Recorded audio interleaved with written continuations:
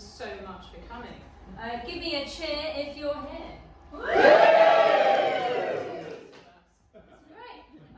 Are we all excited for the fridge? Yes. One more time. Are we all excited for the fridge? Yes. Smeg, smeg, smeg, smeg, smeg, smeg, smeg, smeg,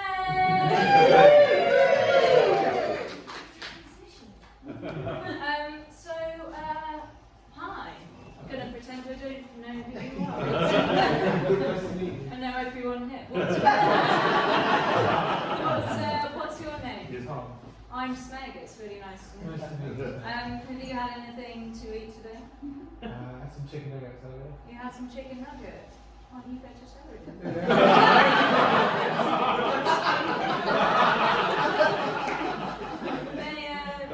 Were they in the fridge?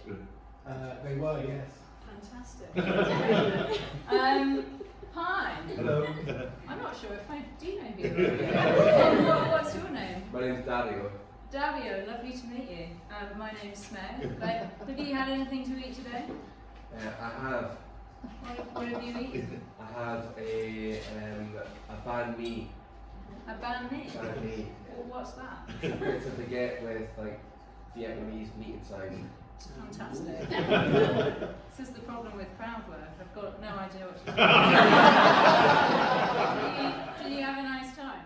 It was wonderful. Great. It was really good. Was it in the fridge at some point? Yes, at some point. I hope so. Great. Fantastic. We'll chat to one more person. Hi. I haven't met you before. What's your name? Felipe. Felipe, lovely to meet you. Nice to meet you. What have you had to eat today? Shashuka. Oh, fantastic. Yeah. With eggs? Yeah. Ooh, The whole eggs thing. in the fridge or not in the I fridge? was not in the Not in fridge. the fridge. That's the right answer. So I should probably introduce myself properly. My name is Smeg, and I'm a fridge. What am I doing? I'm keeping it fresh. The milk and the lettuce, tomatoes and the spinach, I literally keep them fresh. Sometimes people put things inside of me that aren't supposed to be there, like eggs, bread, jam, onions. Why?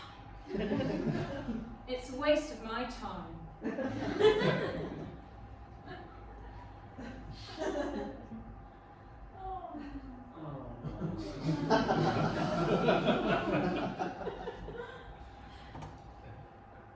I don't have an inbuilt freezer. Oh. There's one in the other room. He's hot. Is that a weird thing to say about a freezer? He's so much cooler than me. Sometimes my back gets hot and sweaty. I work hard to keep it cool. Sometimes it's not enough. I can't keep everything fresh forever. I'm not salt. I'm a fridge. It's not my fault. Some stuff won't stay fresh. It goes mouldy. I can't have off stuff inside of me. I'll get smelly. I mean, chuck it out. Please. It's embarrassing. When my door is shut for a long time, and it's dark, and everyone and everything is chilling, sometimes I like to hum to myself.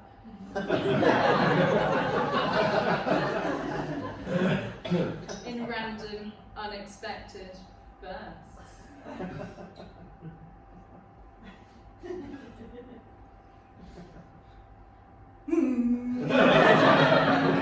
Then someone comes along, maybe they've had a night out, maybe they're bored, maybe they're hungry, maybe they're thirsty. They open my door. Oh my god, it's so exciting! Okay, so welcome to the next stage of the show. This is the most dangerous part of the show, because what I'm going to do is I'm going to run around the audience. And what I want you to do is pick out something from the fridge, just like this, for the teachers modelling. And I want you to stick it on the board. just like this, okay? Hopefully without knocking over the board, which happens. Okay, we ready? Yeah. Go! Go, quick. Take a thing.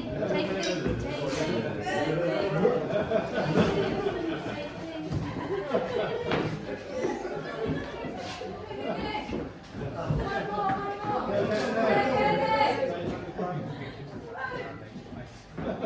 Oh, fantastic.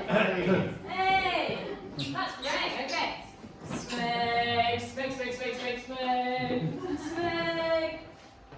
Smeg. Transition into not being a fridge anymore. Okay, so we've now got to the next part of the show. So each one of these represents a poem or a story or something that, you know, we're going to do. And what's going to happen is we're going to do each one in turn, and then we're going to stick it in the bin. And that's basically the rest of the show. But what I need to do to get this to work is I need someone to operate the bin, and it is always the person who is closest to me on the bin. Which is Tom. Tom, are you happy to be the bin person? Yes. This has never actually been used as a bin. Okay. So all you need to do, Tom, is when I say bin, you just need to open the bin. Amazing. Bin! Fantastic. Okay, so we're starting off with camel.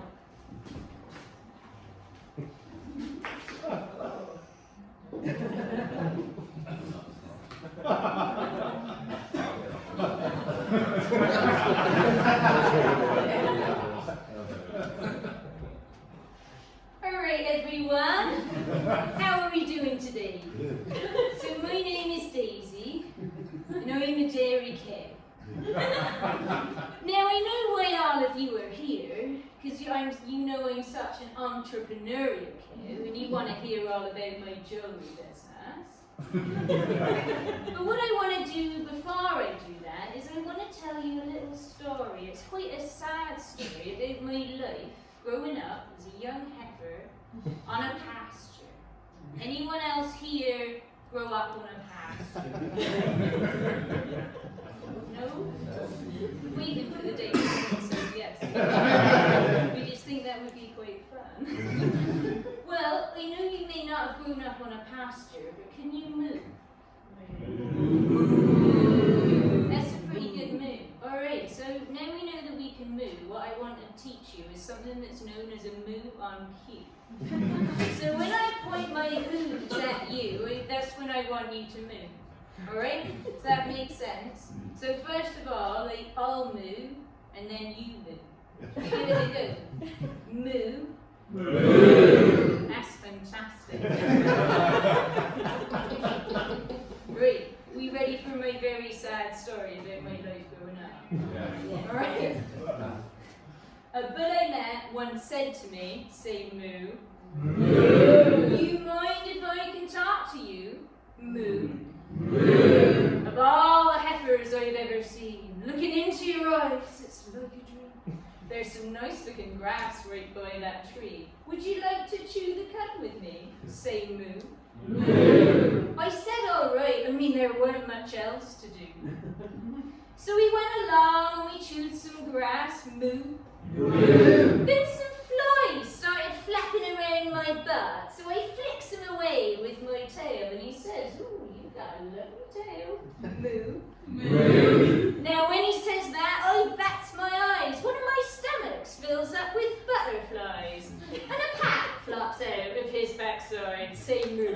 Moo. He says, do you want to be my cow? Moo. Moo. Ooh, you'll be my cow, I'll be your bull. Let's have it off by this toadstool. It's a really lovely looking toadstool. It's red with yellow spots. Say moo. Moo. So hoof and hoof, we wander round the shroom. Ooh, ain't nothing like a shroom gets a cow right in the mood.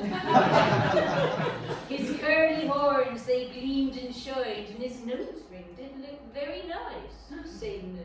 Moo. So I walks right up to that there bull. Moo. Moo. Ooh, I looks right up at that there bull. Moo. Moo. And I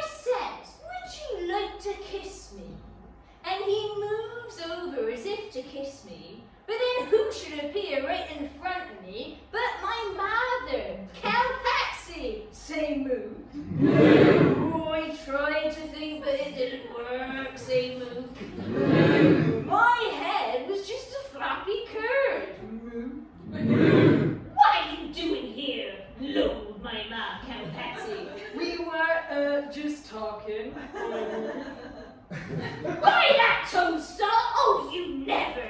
That's the shagging toaster! And go in there with that bull slut Jasper. Daisy might die. I didn't take you for a fool. Awkward moves. Then Jasper Bull, funnily enough, he wants to change the subject. Well, how are you, Cowpatsy? Says Jasper Bull. How many years since I last saw you, Moo? Moo. Ooh, well, it's just gone 6, says my ma. Hold on, I says. Oh, I'm 6 next month. Well, Jasper is your father, my mother moved. Well, that would have been very wrong, say Moo. My father and I nearly got on.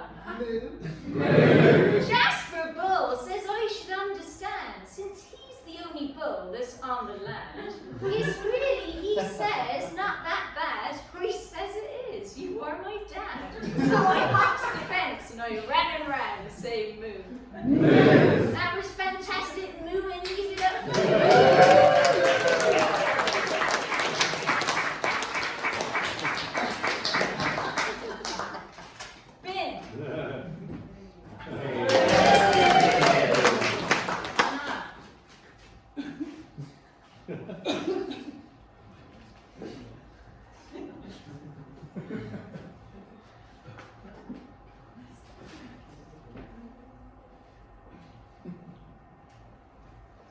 Goats. Oh, for sweet freedom, that tastes so rare. Tell me sweet news of those who would dare to risk every limb, every hoof, for a whiff of that fortune the dogs wouldn't give. For years they had struggled, the muse tells me how. They wrote their complaints to the Institute Bow Wow. They marched on Parliament. They stormed Wifeteria. But still, dogs were adamant. These goats are inferior. Look at their hooves. They've only 2 toes. We eat them for supper, such weaklings, one knows. Their horns are so curly. It's deeply unnerving, and that god-awful bleat is simply disturbing. Ah, unanimous woof I hear. Well, about that. But Mildred the goat, she snarled and she spat. She bleated and started to march on her own at midnight with fire in her heart. Give the goat the vote! Freedom is ours! And suddenly the hillside resounded with Mars! They painted their banners, they polished their hooves, they sharpened their horns, they were on the move. 20, went to 50, went 100, then more. From forest nook and canyon, the crowds began to swarm. Elite la revolution! Echoed the deep cry of 20,000 goats as they marched through the night. Onward to London! Mildred's voice was heard. Let us give these dogs what they really deserve. As their numbers grew, the twilight bark was heard, which PM Fido clearly misheard. My lord, said the Chancellor, the goats are revolting. Oh dear, Chancellor. At last we agree on something. Suddenly, round Parliament swarmed the goatee ranks. The bleating was frenzied, then up rose a plank from the ground to the office of Fido all alone, which Mildred snuck up to take on her foe. He didn't see her coming as she bashed through the door and threw him out the window, streets splattered in gore, as all dogs they could find got a hoof to the heart, and Mildred the Great became chef, président. And so the goats lived, and freedom was theirs, finally getting what they believed was their share, until an oink was heard, then 2, then 3, and the pigs decided it was time to be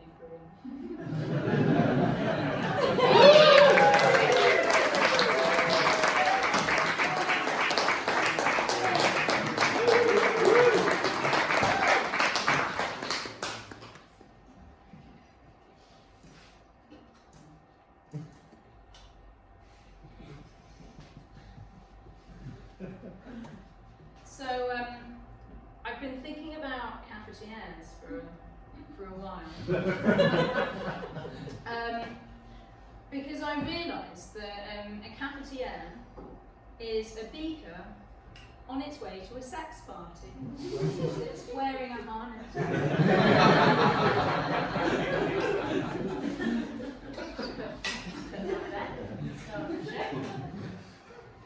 So there's this beaker. And it's always really wanted to go to a sex party, but it never had the courage until tonight. So it dons its cafetière harness and its plunger, and it knows what it's after.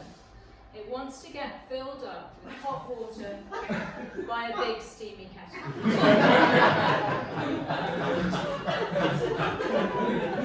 So it goes to the club.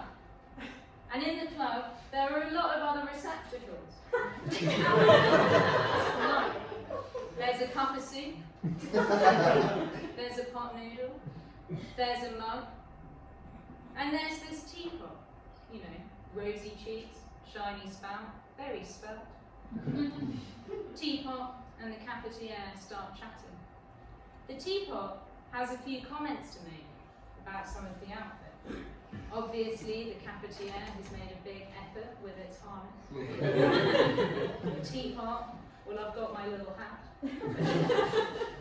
Pot noodle has just whipped its lid off and sauntered in.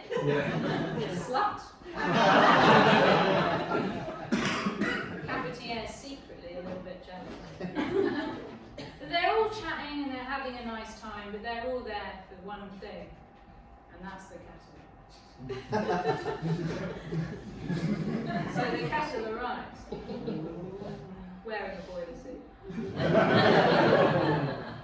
and it walks over to the mains, and it plugs itself in, and it starts warming up, and it's warming up, and it's warming up, and it's getting hotter and hotter, and steam's beginning to come out of its eyes like a bull that's just seen a red flag, and it's beginning to get sweaty and sweatier, and it starts vibrating a bit, and then it's like, oh my god, I think I'm about to, oh no, hang on, I'm about to click, I just boiled.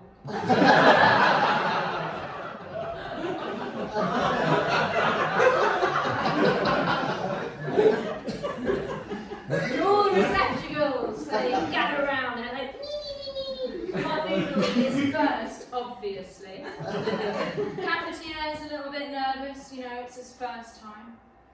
So the teapot holds its handle and they go up together. And one by one, the kettle fills them each up with hot water.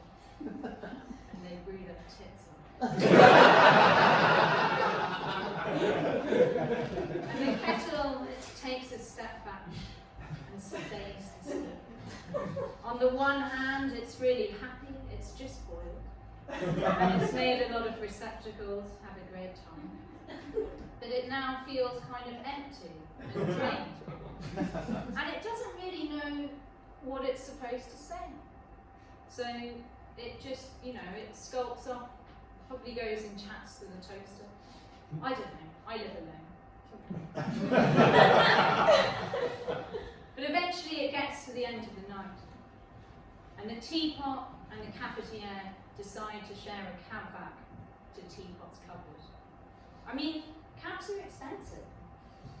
And that whole thing with the kettle was pretty intense. So they don't want to be on their own. They get back to the cupboard. Teapot takes off its hat, gets into bed. The beaker takes off its cafetière harness, gets into bed with the teapot. And they're having a little cuddle and a chat. And the beaker gets a little bit emotional. It starts crying. And the teapot says, "Oh, Beaker. Oh, Beaker. Oh, why are you crying?" I'm so happy," says the Beaker. "I've just had the best night of my life. You know, I've never felt more like me." "Oh," says the teapot. And they go to sleep. In the morning, they wake up and the teapot says, "I have to go to work." "Oh, that's cool," says the Beaker. What do you do?" "Well, I'm a teapot. I work in the kitchen." "Oh my God," says the Beaker. "You do that as your full-time job? That's amazing." "Yeah, I'll be honest," says the teapot. "It doesn't really feel like work, because I love it." Says the Beaker. "Well, Joe, you know what?" says the teapot. "Aeropress has just fucked off to Australia. There's a vacancy, if you want one." "Really?" says the Beaker. "Yeah." Beaker thinks for a moment. "Who am I kidding? It doesn't have to think." It sticks its harness back on, holds handles with the teapot, and they go off for the interview with the toaster.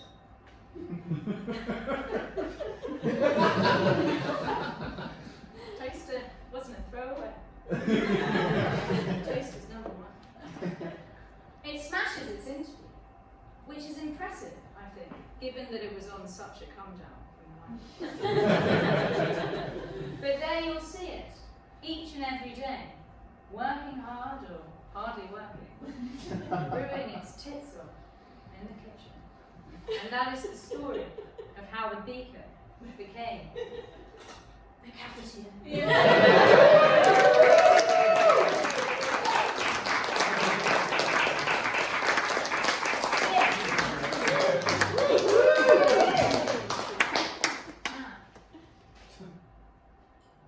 So celery and rhubarb are exactly the same shape. So you'd think they've got loads in common. It's bollocks. They don't. Celery is really boring rhubarb. Rhubarb is celery with a personality, a sense of humour. Could you imagine if celery was interesting? Well, it would be rhubarb. Could you imagine a rhubarb child growing up in a family of celery? It would be so bored. Celery mum would say to celery dad, "Well, what should we do today?" Says celery dad, "I think we should stay in. And while we're at it, let's do some gardening." "What a fantastic idea," would say celery mum. "But let's make sure we water all the plants exactly the same amount. No plant should get extra. It must be fair." "What a fantastic idea," would say celery dad. "Oh, rhubarb, our child. Mr. Broccoli's lawn's getting a bit long. Why don't you go round and offer to help him trim it?" "Well, I don't want to do that," would scream rhubarb child. "It's boring. I want to go and hang out with my friends." "But Mr. Broccoli is your friend," would say celery mum. "And he's an estate agent. He can tell you all about house prices in the local area." "But indeed," would say celery dad, "which would give you a fantastic advantage when we're all sitting down playing Escape to the Country, watching Escape to the Country, and trying to guess the value of each house. What more could you possibly want?" "Anything," would scream rhubarb child. "Anything at all that isn't this dull, dead-end celery string of a life." It jumps out of the window. It lands straight in a pile of compost and decomposes on impact. Now, imagine if a celery child grew up in a family of rhubarb. Rhubarb dad would be at home practicing a martial art that he invented himself, whilst living in the desert researching lizard mating rituals. Rhubarb mum would be upstairs practicing with her nouveau techno band, Functional Snuffle, EP I Heart You So Much Artichoke, which they're about to tour in Berlin.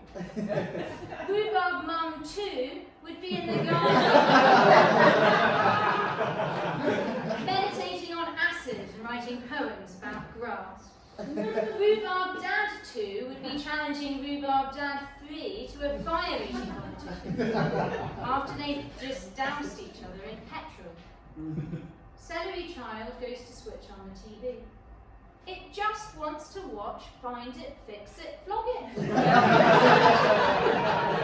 In peace. But it's too noisy. Even the TV on maximum won't drown out the sound of Rhubarb Mum 3 teaching a trio of poisonous frogs the chorus to Gimme, Gimme, Gimme, a Man After Midnight. I can't take it anymore, screams Celery Child. It's too noisy. I can't hear the TV. All I can hear is this incessant rhubarb insanity. Celery Child had had enough. It took itself to a Sainsbury's and sat on a shelf. Within the hour, it was bought by a woman who took it home, chopped it up, and put it into a stew. Bit by bit, it plopped into the sauce like stones into a river. And I was wondering what the moral of this story was. But I think it's just that it would be shit.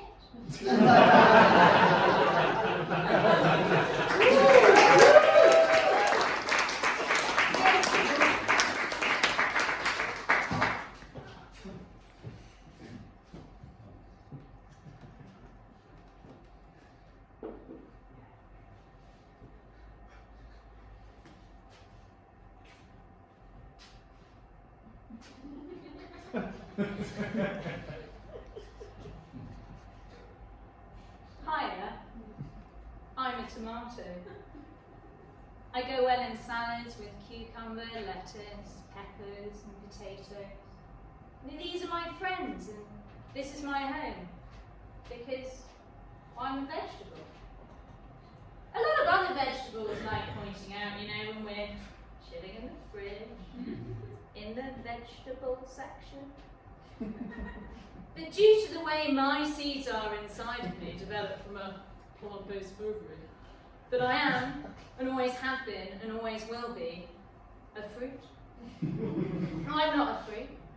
I don't identify as a fruit, and I do not dress like a fruit. I don't hang around with other fruit in fruit salads. I've got nothing against them, I just don't belong with them.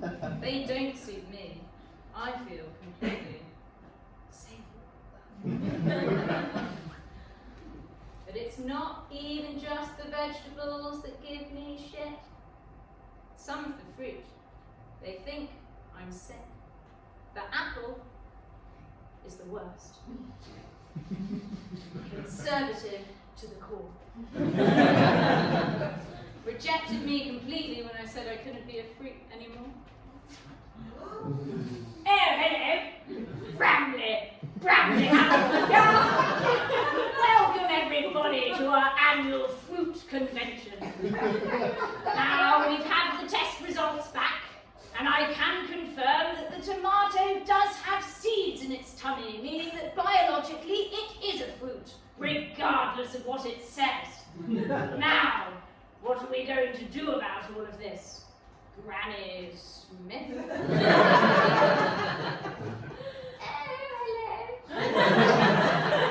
Oh, thank you all so much for having me. And it's such a pleasure to be here amongst so many distinguished apples. Chaps are really onto something. I mean, there must be something we can do for the poor tomato, given it's so confused. Maybe we could just give it some pills. Works for me.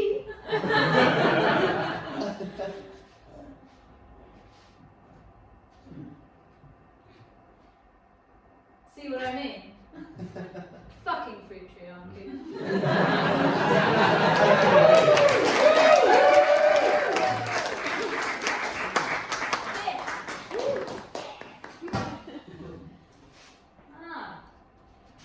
Mince and quince. Anyone know what poem that's from?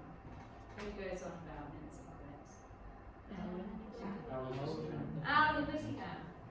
Absolutely, is that top? Yeah. That's the union hat, you know. So absolutely, this is so in Lear's poem, The Owl and the Pussycat, the owl and the pussycat fall madly in love, and they sail away together in a beautiful pea-green boat, taking with them some honey and some money wrapped up in a £5 note. They sail away to the land where the bog tree grows. They buy a ring off a piggy wig for a shilling, and then they get married by the turkey who lives on the hill. And then they dined on mince and slices of quince, which they ate with a runcible spoon. And hand in hand, on the edge of the sand, they danced by the light of the moon, the moon, the moon. They danced by the light of the moon. That was then. And this is The Owl and the Pussycat, 10 years on. Bin.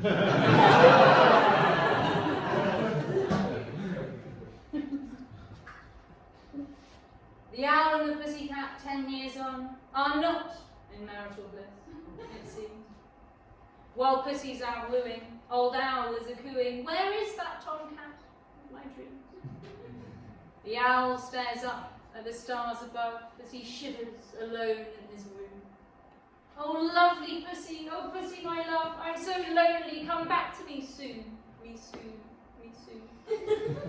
I'm so lonely, come back to me soon."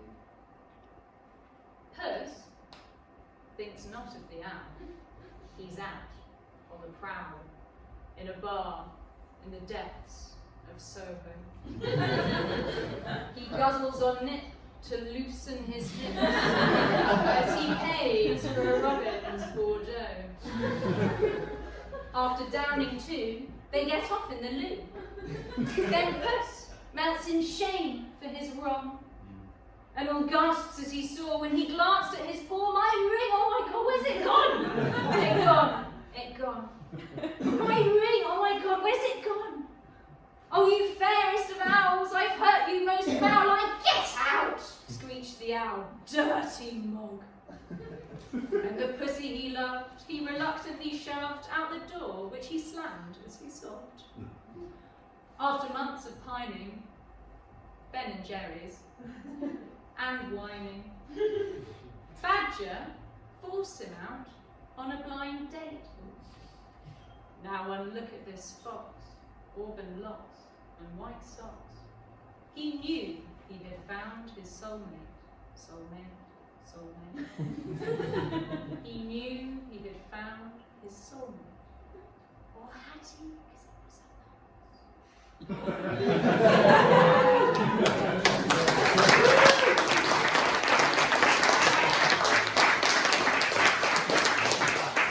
It's the last one.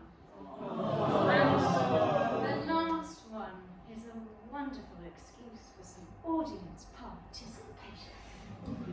That's what life is all about. So, first of all, I need someone who's feeling really heroic. Anyone want to volunteer? It's really fun. You volunteered your friend? That means you're coming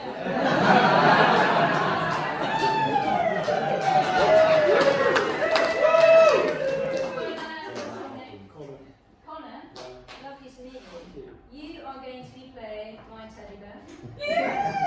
Partner, his name is Bruno. Okay, so I need someone who is feeling really villainous. Do you guys do it? Yeah, go on.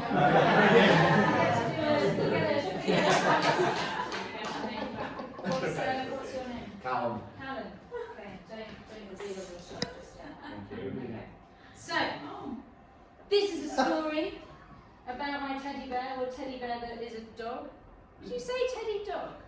Like, no one's ever said that, but he is a dog. Anyway, so his name is Bruno Matthew Wolf, or BMW for short.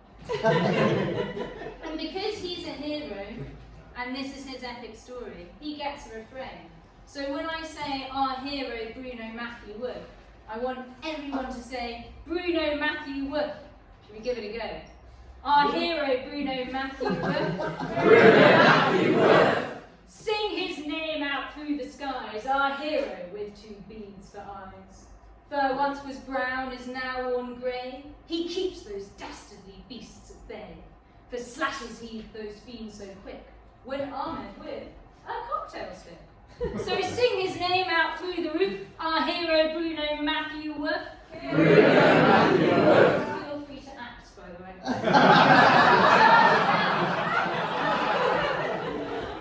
Go on, he charges out. Here a bandit, hornet's nest. Nothing took this dog too long until the subject of my song. Reveal! On 8 long legs it scuttled in, and all the light at once turned dim. Body, the red of love that roamed. Breath, the smell of milk that ponged.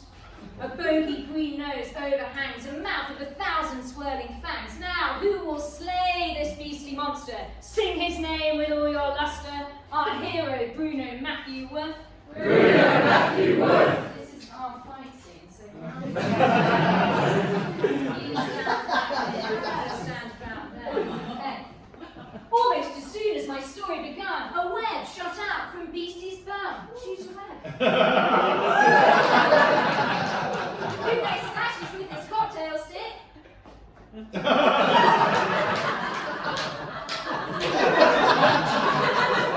Wait. You can slash your cocktail stick however you want. But all the web around him sticks. Then Beastie stabs him with his spikes. Stab him. Raises him, mouth open wide, rips off his left arm in one chunk. And gulps it down in one big lump. Then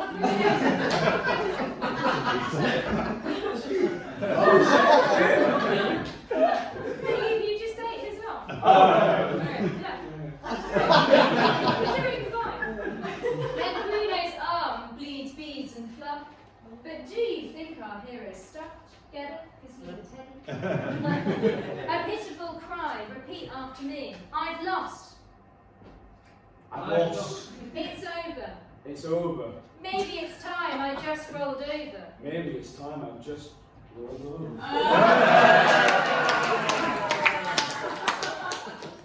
Looks at Beastie's eyes, all fierce and red.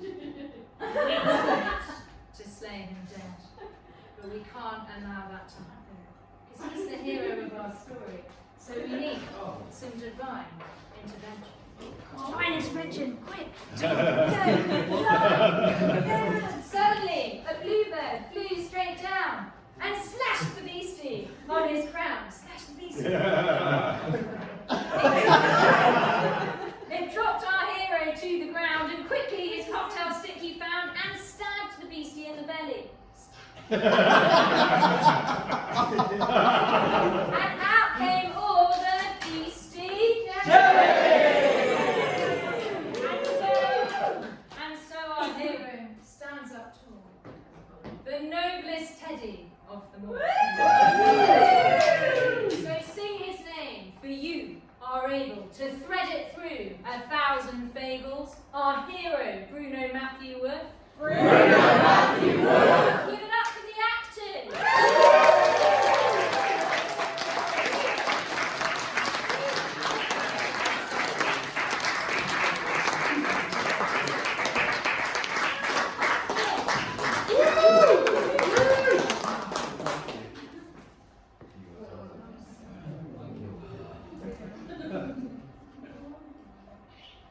Smack! Smack, smack, smack, smack, smack, smack, smack! Smack! Smack!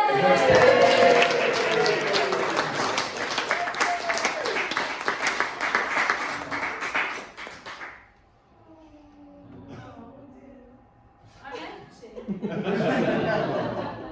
I have nothing more to give. Has my door been open this whole time? Oh no. I might start. Beep. Beep.